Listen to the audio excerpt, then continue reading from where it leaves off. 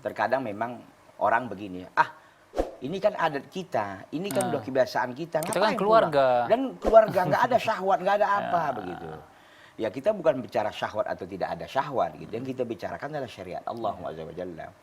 Maka yang boleh Bapak untuk bersentuhan dengannya tentu ibu mertua.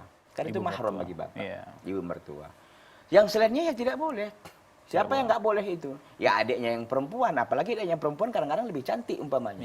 Iya. Bahkan bisa dikatakan itu kematian bagaimana? Ya, alhamul maut.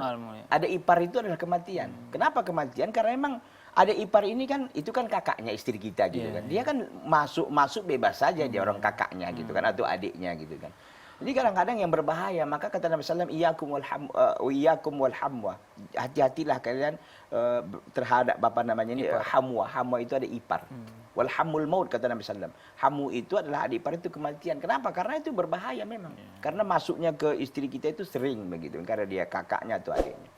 Jadi yang boleh itu ibu mertua Bapak. Ibu mertua artinya ayah istri Bapak itu yang boleh. Yang lain itu bibinya, ya nggak boleh.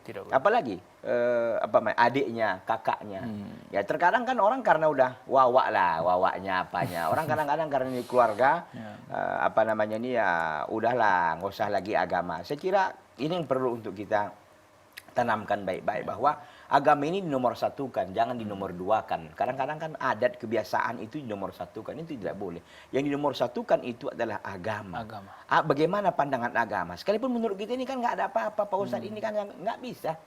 Nah, jangan begitu.